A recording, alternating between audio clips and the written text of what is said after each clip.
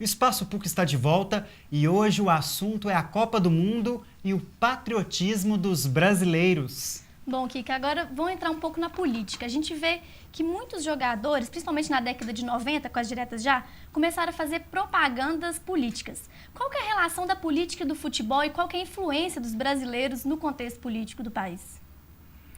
Bom, um papel político por natureza é o daquele que ganha a visibilidade e a condição de ídolo, né? E como a gente já andou discutindo aqui, desde 1938 que o Brasil produz heróis nacionais associados ao futebol. E é claro que isso tem muito a ver com o fato de que a seleção é vista como mesmo uma representação do país, né? Na verdade, a Copa do Mundo, ela é como se fosse uma simulação da própria Guerra Mundial, né? Que vença o melhor. E no sentido de que pode-se fazer, vamos dizer, de maneira civilizada, uma coisa que é bárbara, e isso é o que eleva o esporte de certa maneira. Não só o futebol, mas o futebol com toda essa conotação especial que a gente está considerando aqui, né? Então, a gente sempre teve jogadores como porta-voz de certos interesses, que às vezes eles próprios nem sempre tinham tanta consciência de quais eram exatamente os interesses que eles estavam representando, mas sempre que algo sai da boca de um ídolo, ele tem muito mais chance de produzir um efeito de aquiescência pública, né? Verdade. Prova disso é o símbolo Neymar, que atualmente é o mais requisitado na publicidade. Por falar em Neymar e por falar em toda a publicidade que está atrelada a esse jogador, qual é o simbolismo dele para o futebol brasileiro? E como que o senhor acredita que jovens, principalmente jovens de periferia, veem nele um espelho e uma possibilidade de ascensão social? Bom, isso na verdade é uma outra questão. Acho que talvez seja importante a gente separar um pouco, porque pensar essa coisa do ídolo esportivo é algo que sobreviveu a uma certa mudança de contexto histórico, porque nós não estamos mais na idade das nações, onde o futebol nasceu e onde o patriotismo era uma coisa muito mais forte do que é hoje, né? Claro que não desapareceu completamente, mas a própria palavra, vocês devem concordar comigo que ela está um pouco fora de moda, né? E, na verdade, tem uma palavra talvez um pouco mais adequada, seria nacionalismo, mas, de qualquer maneira, também a idade das nações passou. E com o advento de uma era que a gente tem chamado de globalização, onde empresas, às vezes, são maiores e mais poderosas do que nações, de certa maneira, o herói foi também sendo um pouco substituído pela celebridade, que é um pouco diferente do herói, porque o herói representa o povo, o herói vai, no seu lugar, buscar a vitória, né? Enquanto que a celebridade representa-se a si própria, de certa maneira. Mas, de qualquer forma, numa sociedade tão midiática, né, e tão espetacular como a nossa, quando aparece um herói no futebol, normalmente os heróis do futebol, eles têm essa característica de ser muito próximos, muito parecidos com o povo brasileiro e até muito comum que venham, por exemplo, da periferia, né? Então, cria-se esse poder muito grande de identificação e eu imagino que deve ter um monte de menino aí sonhando em ser o Neymar, né?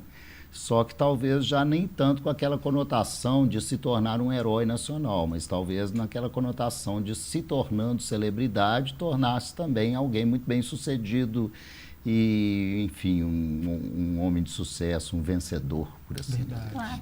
E o patriotismo, né? Você tocou no patriotismo, que agora a palavra mais certa talvez deveria ser nacionalismo. Por que será que o brasileiro só é patriota no período da Copa? É uma grande dúvida, né? As pessoas saem, todo mundo canta o hino nacional de cor e salteado, mas parece que esse fenômeno acontece a cada 4 anos. E também porque nos outros países a gente observa, nos Estados Unidos, por exemplo, bandeiras da nação nas portas, nas janelas. É muito diferente, né? Por que será que é assim? Bom, por um lado, foi exatamente quando o Brasil viveu, né, essa experiência coletiva de ser uma nação e tudo mais, que foi exatamente quando apareceu esse grande representante como o maior entre os nossos, que seria o futebol, né? Eu imagino que para os americanos talvez o exército possa ser mais importante que o futebol nesse sentido, né? De algo que possa representar o país e tudo mais, né?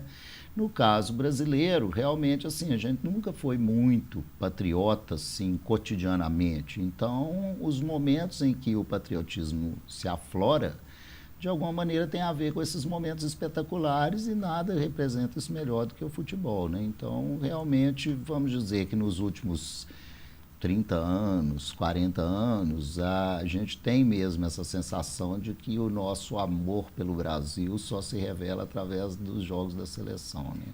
Verdade. E até não sabemos até quando, né, isso vai continuar pegando, porque, de certa maneira, o futebol já sobreviveu a isso por outros caminhos, né?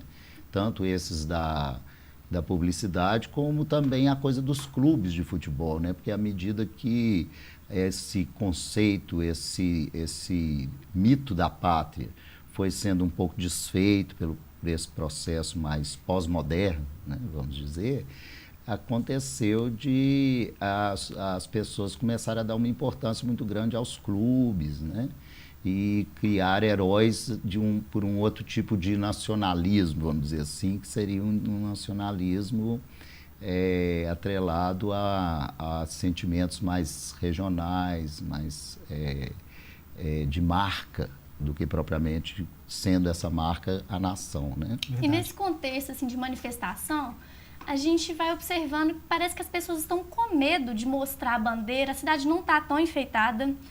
E será que as pessoas realmente têm medo? Porque muita gente está falando que tem vergonha de ser brasileiro. O contrário do orgulho. Isso é uma outra coisa que também não é exatamente nova, mas talvez tenha se reforçado nos últimos tempos devido a algumas decepções que o povo brasileiro veio sofrendo, né? No sentido de ser sonhado por muito tempo como o país do futuro, e esse futuro nunca chega, né? E o país continua vivendo algumas das suas mais nevrálgicas experiências e situações ainda muito contraditórias, mas de qualquer maneira, poder experimentar um sentimento coletivo é algo que a gente percebe até como uma certa carência do povo brasileiro, né? O problema é que talvez hoje esteja dividido em dois lados que tornam a coisa meio complicada, porque ao mesmo tempo você pode sentir essa experiência de coletividade a favor, né, do Brasil na Copa, ou você pode sentir essa experiência também contra a Copa. E se a gente for arrolar os motivos por que um ou outro desses pode acontecer, ambos acabam tendo muito apelo, né?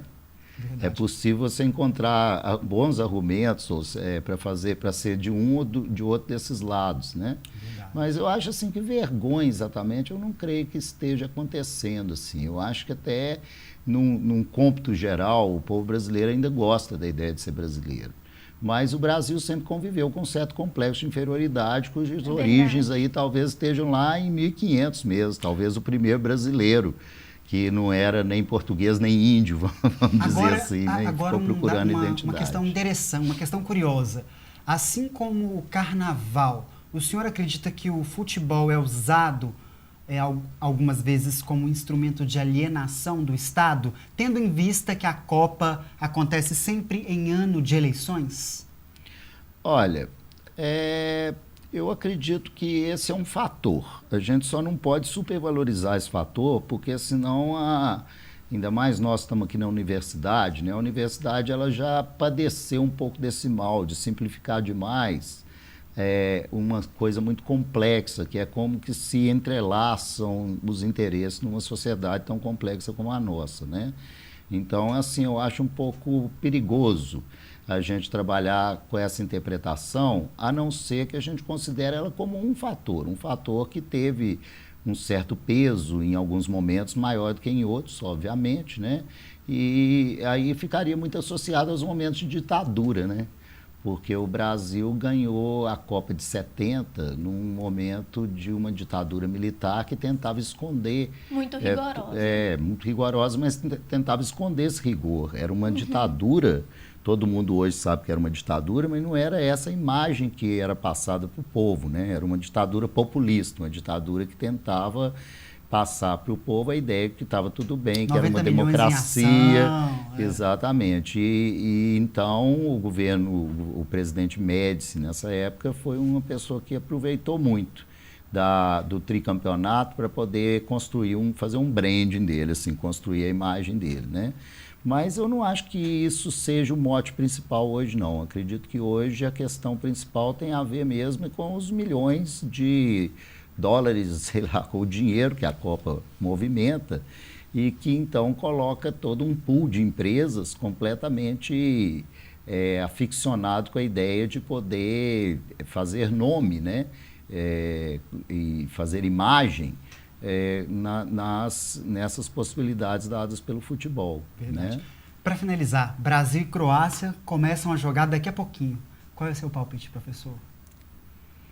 Eu acho que o Brasil vai ganhar. É difícil falar um placar assim, até porque a gente conhece pouco a seleção da Croácia, né? Acho que estaria uns 3-1. 3-1. Ó, qual é o seu palpite? Qual é o seu palpite? Acho que uns 2-0 pro 2-0? Brasil. Eu acho que eu vou ficar com a Paula. 2-0. Tá bom. Professor, obrigado pela participação e volte sempre ao programa. Muito obrigada, viu, Eu que professor? agradeço. Seja sempre bem-vindo. O Obrigado. Espaço PUC de hoje fica por aqui. Participe do programa, envie sugestões e comentários para o e-mail espaçopuc@pucminas.br. A sua participação é muito importante. Na segunda-feira eu volto às 4h45 da tarde e, é claro, espero por você. Obrigado, um bom jogo e até segunda-feira. Obrigada pela companhia. Tchau!